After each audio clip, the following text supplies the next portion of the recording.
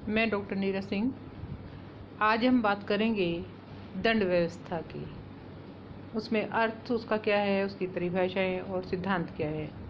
इससे पहले इसी विषय के निरंतरता में मैंने आपको अपराध के बारे में बताया था। और जब हम अपराध की बात करते हैं तो दंड उससे स्वाभाविक रूप से जुड़ा रहता है। दंड जब हम उसे कहते हैं जब कोई व्यक्ति किसी प्रकार का अपराध करता है, और वो जब अपराध करता है तो उसे अगर रोका नहीं जाता तो उससे क्या होगा, अपराधी प्रवृत्ति उसकी बढ़ती जाएगी। उसकी अपराधी प्रवृत्ति तो बढ़ेगी, साथ में और लोगों को भी वैसा करने की हिम्मत बढ़ जाती है और इस प्रकार समाज में अव्यवस्था फैल जाएगी। इस कारण अपराध की रोकथाम आवश्यक होती है, क्योंकि कानून, अपराध और दंड ये सभी एक दूसरे से जुड़े हुए होते हैं। हम अपराध किसे कहते हैं? जो उस समाज विशेष या राज्य विशेष ने जो कानून बनाया है, या उस समाज में, राज्य में जो नीतियाँ, प्रथाएं प्रचलित हैं, उनके विपरीत कोई भी व्यवहार व्यक्ति अगर करता है तो उसे हम अपराध कहते हैं। और कम या ज़्यादा अपराध की मात्रा हमेशा से रही है, और अपराध को रोकने के लिए दंड की व्यवस्था भी प्रत्येक राज्य और समाज अपने अपने अनुसार करता है। दंड का उद्देश्य यह होता है कि अपराधी को ये एहसास रहे कि अगर वो बुरे कार्य करता है तो समाज या कानून उसे दंड देगा, और यदि अगर वो अच्छा कार्य करेगा तो उसे पुरस्कार भी मिलेगा। क्योंकि अच्छा कार्य करने पर जब पुरस्कार मिलता है तो व्यक्तियों में अच्छे कार्य करने के प्रति एक प्रवृत्ति पैदा हो जाती है, उन्हें प्रोत्साहन मिलता है। इसके बाद इसमें दंड की परिभाषाएं विभिन्न विद्वानों ने अलग अलग दी हैं, जिसमें सबसे पहली परिभाषा निमेसिस के अनुसार है कि उनके अनुसार दंड क्या है। दंड का मुख्य उद्देश्य अपराधी के मस्तिष्क में यह बात बैठाना है कि अच्छे कार्य के लिए सदैव पुरस्कार मिलता है और बुरे कार्य के लिए उसे वैसा ही फल मिलता है। क्योंकि अगर अच्छे कार्य के लिए व्यक्ति को पुरस्कार नहीं मिलता और बुरे कार्य के लिए उसे दंड नहीं मिलता तो वहाँ पर कानून का या नियम का महत्व समाप्त हो जाता है। तो व्यक्ति के दिमाग में ये आवश्यक रूप से बात होनी चाहिए कि व्यक्ति को जो भी वो काम करता है उसके लिए उसके कर्मों के हिसाब से, कार्यों के हिसाब से उसका फल उसे भुगतना पड़ेगा। उसके बाद टाफ्ट का कहना है कि हम दंड की परिभाषा उस जागरूक दबाव के रूप में कर सकते हैं जो समाज में शांति भंग करने वाले व्यक्ति को अवांछनीय अनुभवों वाला कष्ट देता है। यह कष्ट उस व्यक्ति के हित में सदैव ही नहीं होता। यानी कि दंड का उद्देश्य क्या है कि व्यक्ति को अवांछनीय अनुभव वाला कष्ट प्राप्त होता है, और वो कष्ट हमेशा उसके हित में हो ये आवश्यक नहीं है। क्योंकि वो जो अपराध करता है उसे ये एहसास भी नहीं होता है कि उसे जो दंड मिलेगा वो कितना कष्ट देने वाला होगा। इसके बाद सेठना के मत में सेठना दंड एक प्रकार की सामाजिक निंदा है। इनका कहना है कि दंड एक प्रकार की सामाजिक निंदा है जिसमें पीड़ा अथवा कष्ट का शामिल होना आवश्यक नहीं है। यानी कि वो पीड़ा और कष्ट को दंड का पार्ट नहीं मानते। ये निंदा क्या होता है, व्यक्ति पर मानसिक प्रभाव डालती है।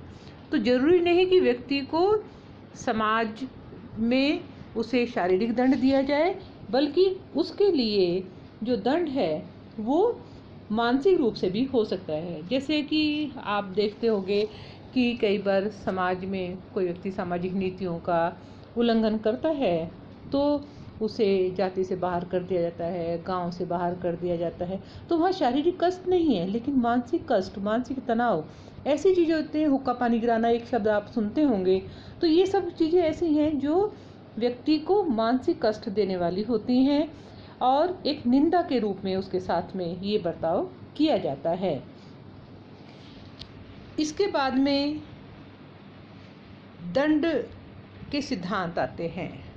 दंड के सिद्धांत का जो तात्पर्य है वो है कि लोगों के क्या विचार हैं कि दंड कैसा होना चाहिए और कितना होना चाहिए, दंड का प्रभाव क्या हो, इसके संबंध में अलग अलग सिद्धांत दिए गए हैं।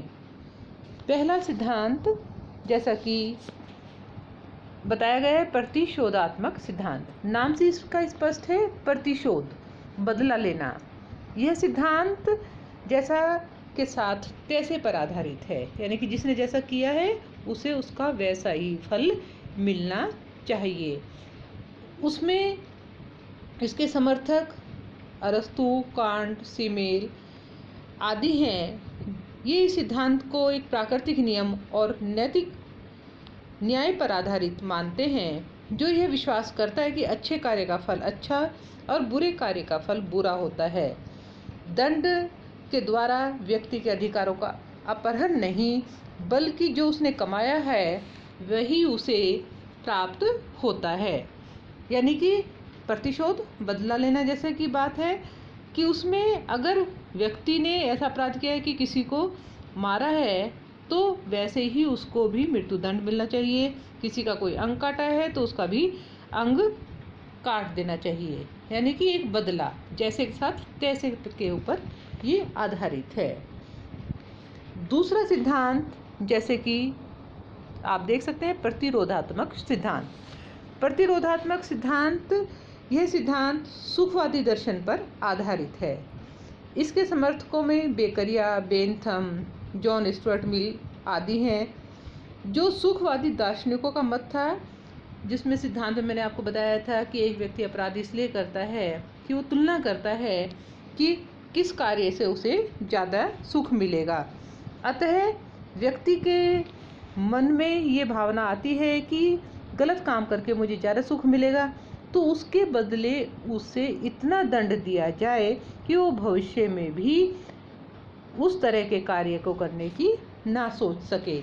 और यानी कि अपराध से मिलने वाले सुख के तुलना में दंड की मात्रा तय होनी चाहिए, जिससे दूसरे लोगों के मन में भी उस अपराध के प्रति भय उत्पन्न हो।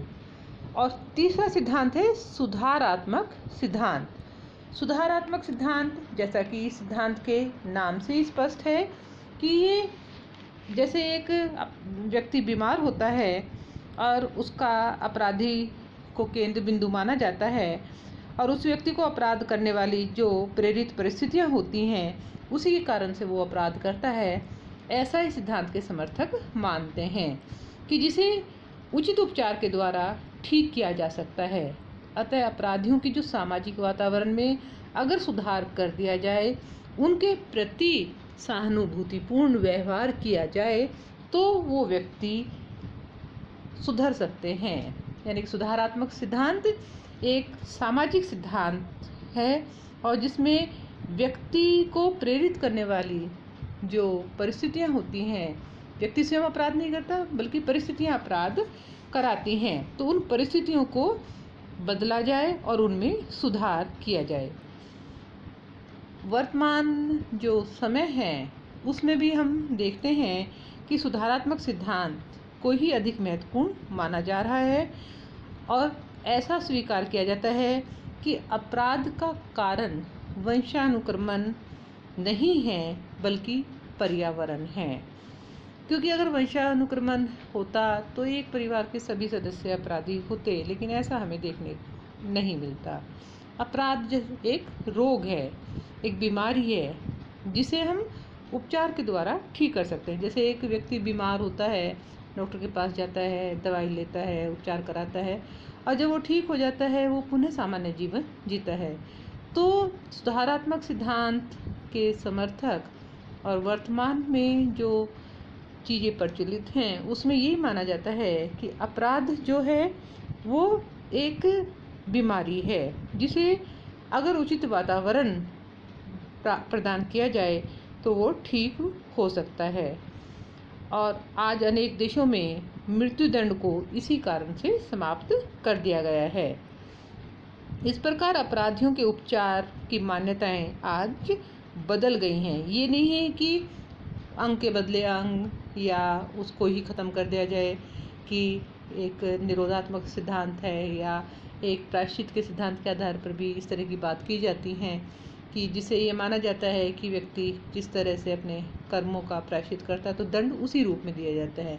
तो उस तरह की चीज़ों में आज हमें परिवर्तन दिखता है और ये माना जाता है कि अपराधी को भी अगर एक सामान्य परिस्थितियाँ प्रदान की जाए तो वो अपराधों को रोक सकता है या आपराधिक गतिविधियों से वो दूर हो सकता है, यानी कि इसका भी एक उपचार संभव है।